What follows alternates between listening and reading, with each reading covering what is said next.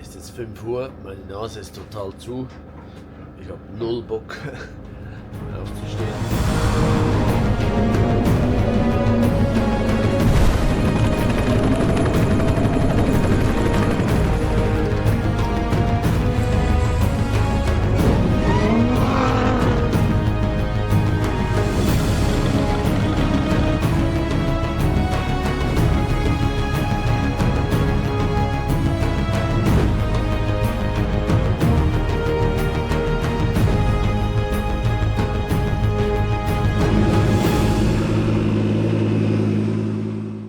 Morgen hatte null Bock aufzustehen, stehe ja schon mittlerweile. Jetzt packen und dann losfahren. Möchte lieber schlafen. Also so sieht's aus. Das Camp ist noch gut. Viele sind schon gegangen hier. Aber wir haben auch schon ein bisschen vorbereitet gestern Nacht noch. Es ist kalt.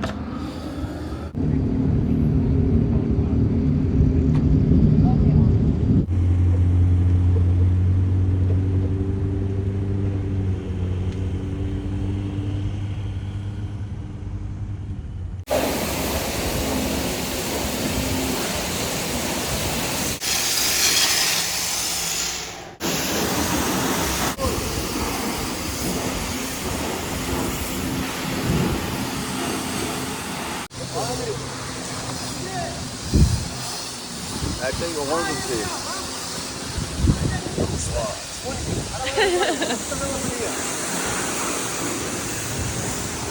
MC's Altijd die Fan. kopbeweging.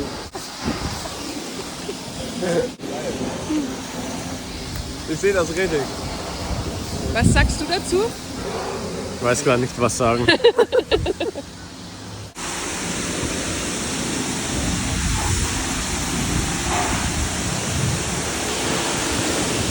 damit fertig wird heute.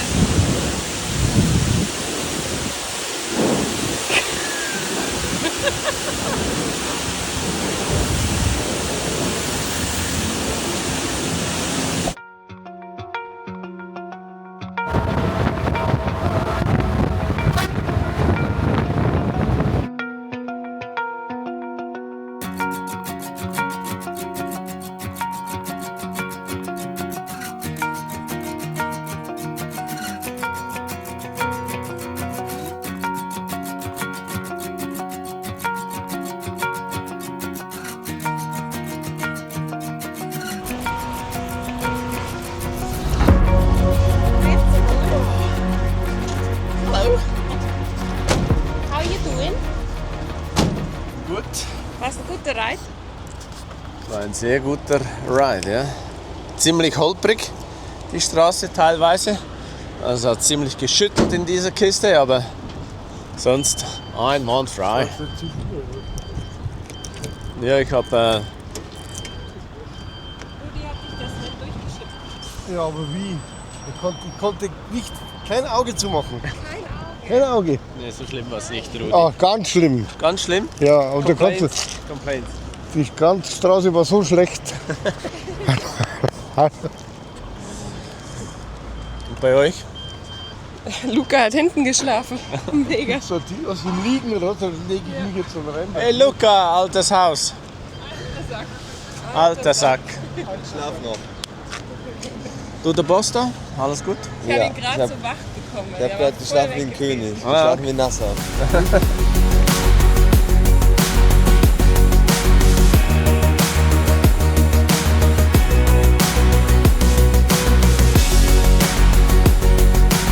So, wie viel hat das jetzt gekostet?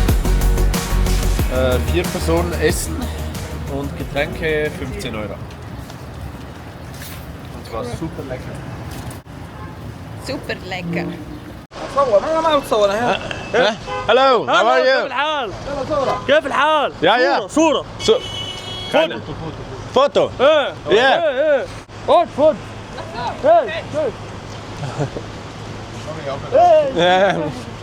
Yalla Dakar.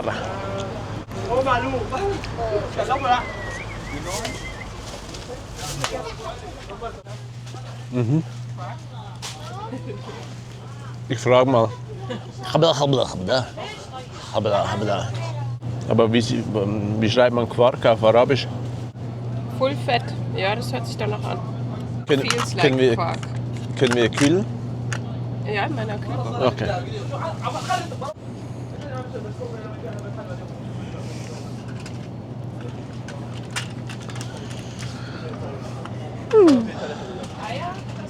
Eier kriegen wir bei Pauli. Sage ich jetzt mal so. Das ist der Zauberer. Der hat so einen. Und dann, wenn du so machst, dann verzaubert dich die Schlange und zieht dich in ihren Bann. Brauchen wir noch was? Nee, haben wir alles,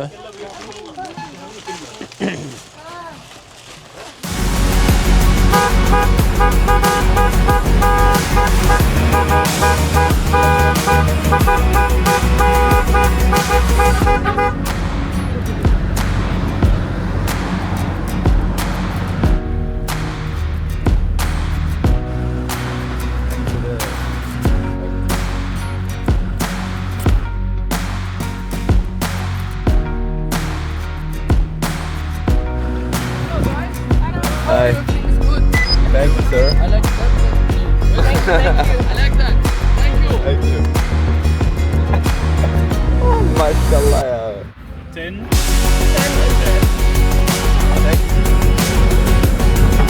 Hey! Zu den Fender Bros. Nach links? You sure? 10, ja? You sure?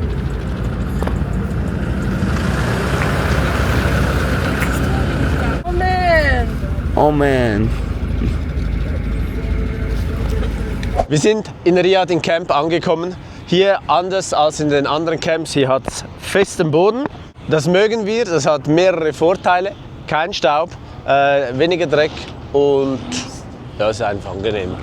Jetzt die Setup-Routine ist so, wir kommen immer mit dem LKW an und dann lassen wir hinter dem LKW das Stromaggregat und das Europalett aufrollen und das Gitter für fürs Kundengepäck stehen und fahren dann mit dem LKW noch einen Meter nach vorne oder einen halben Meter. Vor dem LKW haben wir bewusst Platz gelassen für die Kunden, für die Zelte, damit, wenn wir hinten leer machen mit dem Stromaggregat, sie vorne schlafen können. Dann kommen zwei große Planen, die sind 5,5 auf 5,5 Meter, wo wir dann die Zelte draufstellen. Und dann kommen noch kleinere Planen und noch die große für den LKW. Morgen ist Rest Day, wir möchten, dass alles ein bisschen schick aussieht. Daher haben wir auch versucht, den LKW zu waschen und den coolen Defender von Julia ebenso. Er ist wieder einwandfrei sauber. Morgen haben wir ja Gäste hier, 7 Stück. Und das soll auch gut aussehen. Müssen wir noch ein bisschen aufräumen im LKW, dass sie dann ein gutes Bild von uns haben. Vielleicht haben Sie ja das Chaos gar nicht gesehen in den Videos. Vermutlich schon.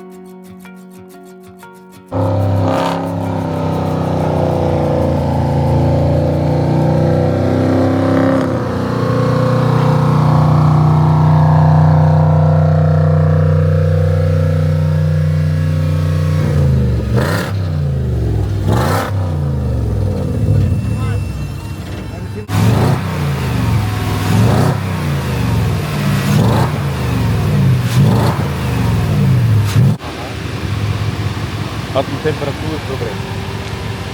Wird zu heiß oder was? Ja. Mit diesem Geräusch wurde Rudi heute um 4 Uhr geweckt. Ich auch.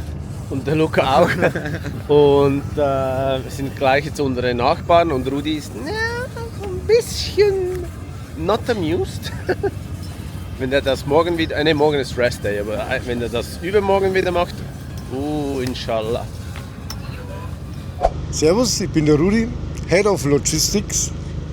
Und die heutige Nummer für das Gewinnspiel ist die 1684, wie unser schöner Service-Truck hat.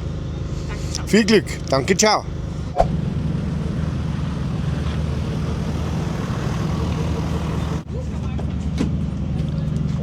Hello! Good evening, Riyadh. And welcome to Riyadh.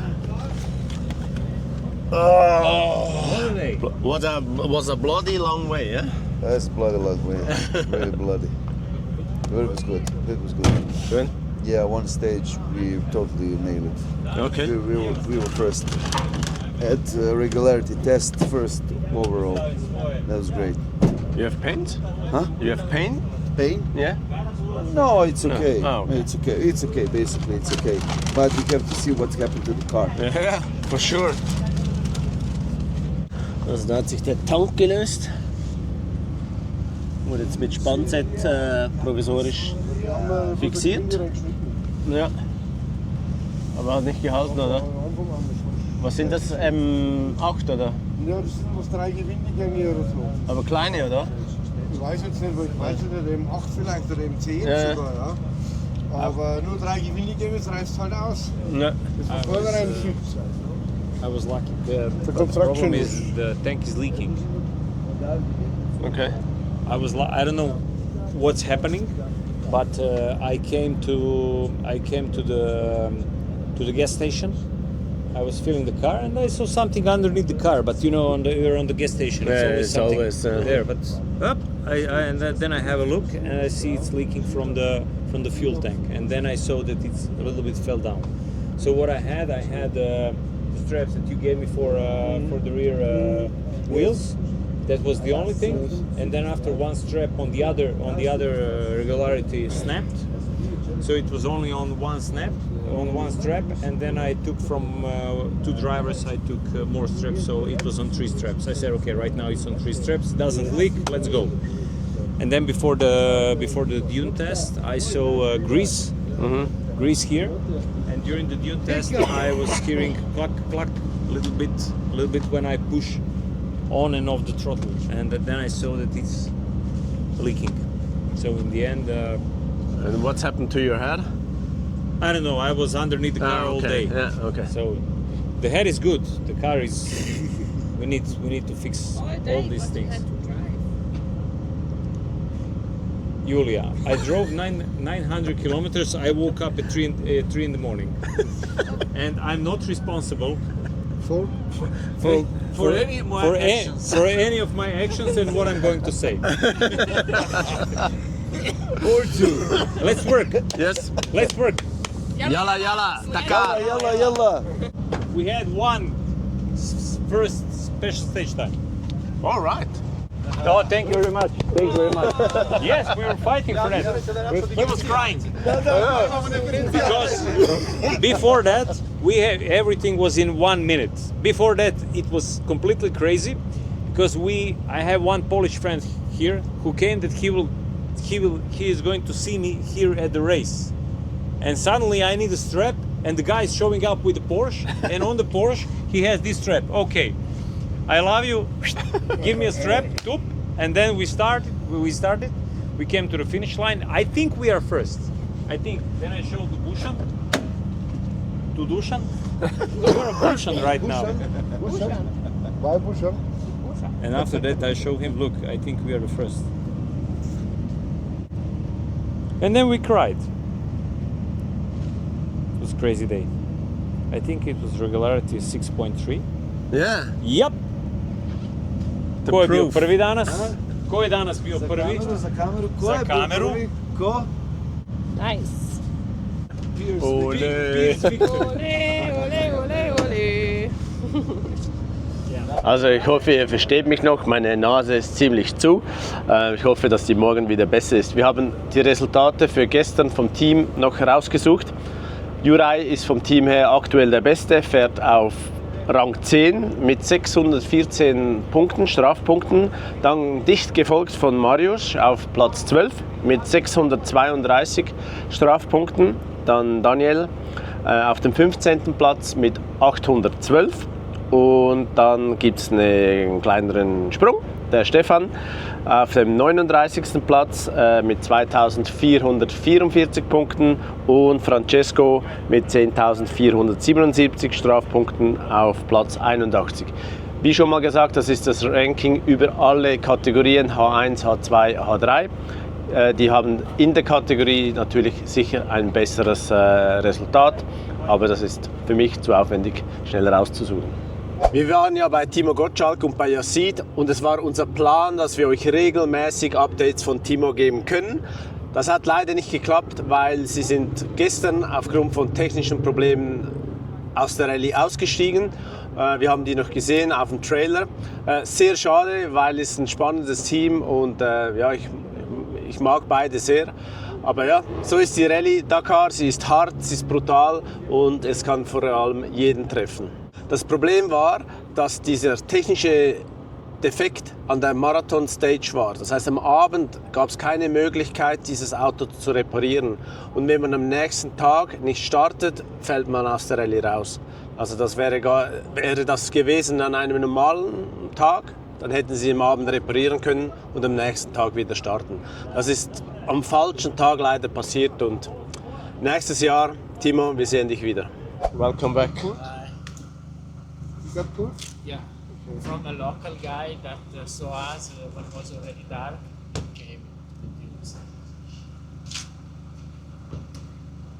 Was ist mit deiner Stimme? Halsschmerzen? Ja. Hast du was? Ja. Okay. Tabletten, Okay. aber reden Aha. kennst du. Ja. 9:45. Stefan und Basti sind auch gekommen. Die TPK hat uns mehrfach durch die Stadt begleitet. Echt? Wir kennen die gesamte Innenstadt. Dann habt ihr keine Waschanlage gefunden, oder was? Was? Dann habt ihr keine Waschanlage gefunden. Nee, So, was habt ihr mit der Kiste gemacht? ja, Attacke. Warum sieht die so aus? Wir wollten unbedingt den Dünentest noch machen, aber die haben den vor unserer Nase zugemacht, dass wir nicht mehr in die Düne durften, Okay. weil es schon dunkel wurde. Deswegen haben wir bis dahin, wir haben ein bisschen Zeit verloren. Wir hatten schon wieder einen Platten und habt ihr Reifen bekommen? Nein. Okay. Wir sind erst 15 Uhr da gewesen. Okay. Aber es sind Leute am Suchen. Ja? Seit gestern. Welcome home.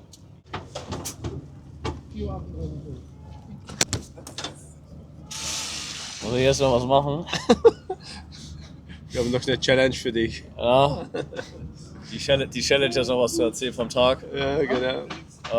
Der Tag war sehr anstrengend. Also davon ganz ab, dass es sehr früh losging. Ja, wann sind wir aufgestanden? 3:30 Uhr? 3:30 Uhr, ja. Ja, dann beim Hinweg schon festgestellt, dass wir irgendwie Luft verlieren.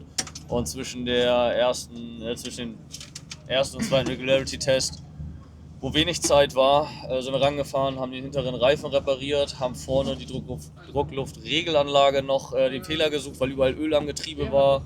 Was haben wir noch gemacht? Auf jeden Fall standen wir da dann 40 Minuten und das hat eigentlich den ganzen Tag versaut, mehr oder weniger. Aber war wichtig, das zu reparieren, weil wir mit der Druckluftregelanlage nicht hinterherkamen. Das heißt, es musste repariert werden. Und dann sind wir halt überall zu spät reingekommen und die Veranstalter hatten für den ganzen Tag maximal eine Verzögerung von 15 Minuten eingeplant, was am Ende des Tages dazu geführt hat, dass wir unter anderem immer zwischen den Stages den Vorderreifen aufpumpen mussten per Hand. Das hat dann immer Zeit gekostet. Wir sind also jede Stage zu spät reingefahren, also jeden Test. Und beim Dünentest waren wir dann zu spät, da durften wir gar nicht mehr reinfahren, weil es schon dunkel wurde.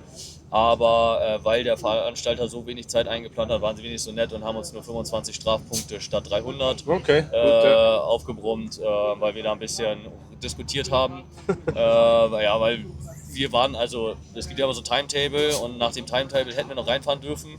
Aber die haben gesagt, weil die Sonne früher unterging, wollen sie es nicht, dass keiner am Dunkeln halt in der Düne ist.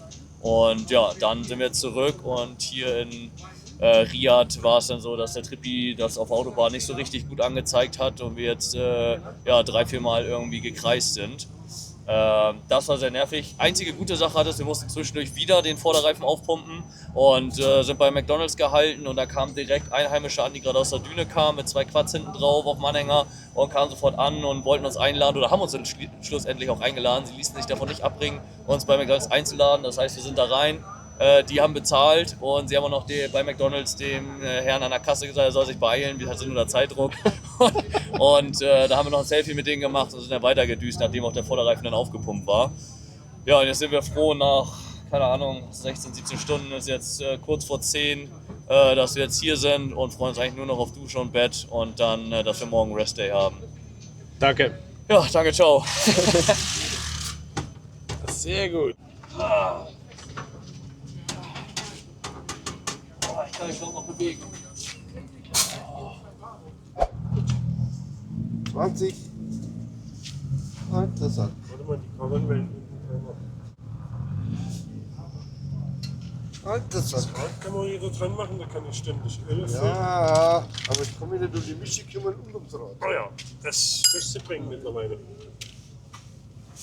So, sitzen. Wo ist denn der Rudi mit der Presse? Okay, gucken wir mal ums Rad. Rudi, wo ist denn die Presse? Wir brauchen wir weiter. Da brauchen wir nochmal. Komm mal auf die andere Seite mit der Presse, bitte. Brauchst du eine Lampe?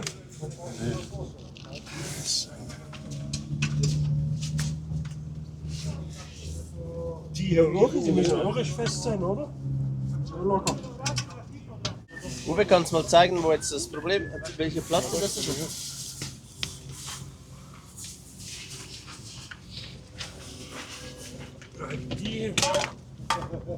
Die Schraube hier verloren, dann sind die und die locker geworden. Dann kam das runter, dann kam hier das ganze Fett raus ins Öl.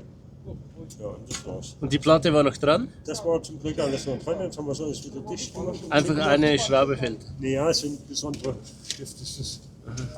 Und dann jetzt sollte es gehen Öl drauf, Fett drauf und dann ist es wieder heil. Dann unseren Chefmechaniker von Gassi Racing, Otto Weyen. Ja, müssen die Schrauben nachziehen, die lösen sich gerne mal. Ja. Geht die draußen rum? Ja. Habt ihr schon mal? Dann habe ich das. Geht das denn das Porsche? Na, voll mal.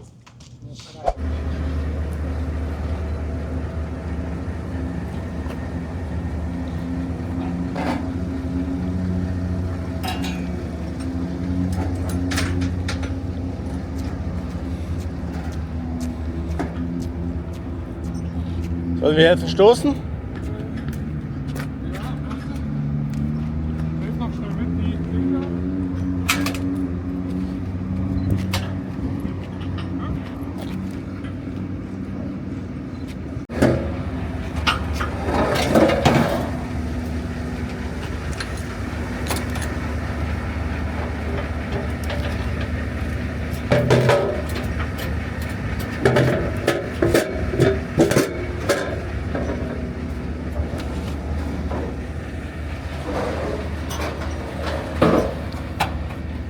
Das war's vom heutigen Tag. Wenn dir das Video gefallen hat, like es bitte, Fragen wie immer gerne in die Kommentare und wenn noch nicht geschehen, abonniere bitte unseren Kanal. Wir sehen uns wieder morgen bei Time Out Racing hier aus Riyadh. Danke, ciao.